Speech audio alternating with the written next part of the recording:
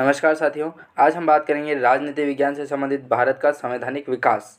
ठीक है, भारत का संवैधानिक जो विकास है वो के कौन कौन से एक्ट के माध्यम से हुआ था, तो एक्ट के बारे में बात करेंगे। सबसे पहला एक्ट आता है 1773 का रेगुलेटिंग एक्ट। ठीक है, तो इसमें बात करते हैं तो इसमें आता है सर्वोच्च न्यायालय की स्थापना कलकत्ता में होती है। तो उसके अंतर्गत किसके अंतर्गत हुआ था ये स्थापना, सर्वोच्च न्यायालय की स्थापना कलकत्ता में, तो ये होती है 1773 का रेगुलेटिंग एक्ट के तहत। ठीक है, 1813 का जो चार्टर एक्ट है उसके अंतर्गत क्या होता है, देखिए 1813 का जो चार्टर एक्ट है उसके अंतर्गत भारत में ईस्ट इंडिया कंपनी के व्यापारिक एकाधिकार की समाप्ति होती है। ठीक है, ईस्ट इंडिया कंपनी यहाँ से भाग जाती है, ब्रिटिश कंपनी, 1813 के चार्टर एक्ट के माध्यम से। ठीक है, 1833 का चार्टर एक्ट क्या कहता है, तो वो देखिए 1833 का चार्टर एक्ट, उसमें दे रखा है कि लॉर्ड विलियम बेंटिक भारत के पहले गवर्नर जनरल बने। ठीक है, इसके माध्यम से फिर बात करते हैं भारतीयों को पहली बार कंपनी में नौकरी पाने का अवसर मिलता है। ठीक है, 1833 के माध्यम से। 1853 का चार्टर एक्ट क्या कहता है, तो 1853 का जो चार्टर एक्ट है उसके माध्यम से खुली प्रतियोगिता परीक्षा का आरंभ किया जाता है। ठीक है, खुली प्रतियोगिता परीक्षा जो है उनका आरंभ 1853 के चार्टर एक्ट के माध्यम से हुआ था। ठीक है, याद रखिएगा। फिर बात करते हैं 18 चार्टर एक्ट है उसके तहत हुआ था ईस्ट इंडिया कंपनी के शासन की समाप्ति।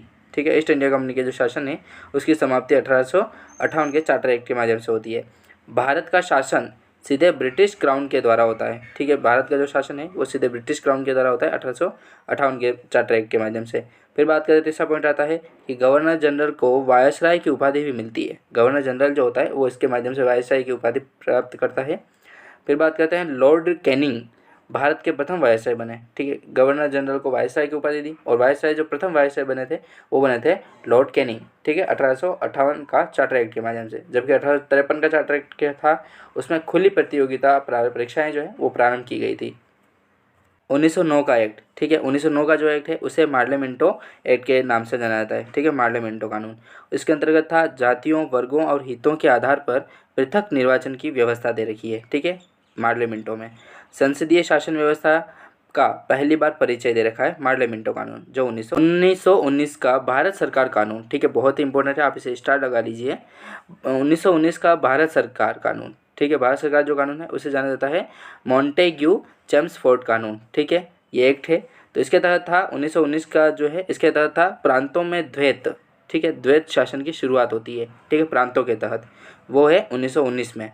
फिर बात करते हैं 1930 का साइमन कमीशन रिपोर्ट। ठीक है, 1930 का जो साइमन कमीशन रिपोर्ट है उसके अंतर्गत क्या होता है, तो देखिए 1930 का साइमन कमीशन रिपोर्ट जो है उसके तहत आता है प्रांतों में द्वैत शासन समाप्त कर दी जाए, प्रांतों को स्वायत्तता दी जाए, बर्मा को भारत से अलग किया जाए। ठीक है, बर्मा जो है वो भारत से अलग हो गया था 1930 के साइमन कमीशन रिपोर्ट के तहत। ठीक है, 1935 का भारत सरकार कानून क्या कहता है, तो देखिए 1935 के अंतर्गत दे रखा है, पहला आता है प्रांतीय स्वायत्तता। ठीक है, स्थापित की गई थी, संघीय न्यायालय की स्थापना की गई थी, केंद्रीय स्तर पर द्वैत शासन की शुरुआत होती है। ठीक है, केंद्रीय स्तर पर द्वैत शासन की जो शुरुआत है वो 1935 के भारत सरकार कानून के तहत होती है, जबकि संघीय न्यायालय की स्थापना भी इसी के तहत होती है और प्रांतीय स्वायत्तता की स्थापना भी 1935 में इसी के तहत होती है। ठीक है, 1940 का अगस्त प्रस्ताव, 1940 का जो अगस्त प्रस्ताव है वो गवर्नर जनरल की कार्यकारिणी परिषद का विस्तार है। ठीक है, बात करते हैं फिर 1942 का क्रिप्स योजना के तहत। तो 1942 का जो क्रिप्स योजना है उसमें दे रखा है कि उपनिवेश का पूर्ण दर्जा प्राप्त एक भारतीय संघ की स्थापना है। ठीक है, शीघ्र औपनिवेशिक स्वराज्य की मांग अस्वीकृत की गई। ठीक है, 1942 का क्रिप्स योजना के तहत। फिर बात करते हैं 1942 का जो CR फॉर्मूला है वो क्या था, तो देखिए 1942 का CR फॉर्मूला बहुत ही इंपॉर्टेंट है, आप इसे भी स्टार लगा लीजिए। आंशिक रूप से पाकिस्तान की मांग की स्वीकृति हुई थी। ठीक है, आंशिक रूप से पाकिस्तान की जो मांग है वो स्वीकृत की गई थी 1942 में। ठीक है, किसके अंतर्गत, तो CR फॉर्मूला के तहत। ठीक है, 1945 का वेवेल योजना, शिमला सम्मेलन जो होता है वो इसी के अंतर्गत आता है। तो उसमें बात करते हैं, फर्स्ट आता है वायसराय की कार्यकारिणी का पुनर्गठन होता है। ठीक है, 1945 के वेवेल जो योजना है उसके तहत वायसराय की कार्यकारिणी का पुनर्गठन होता है। भारत के सुरक्षा का दायित्व वायसराय पर होता है।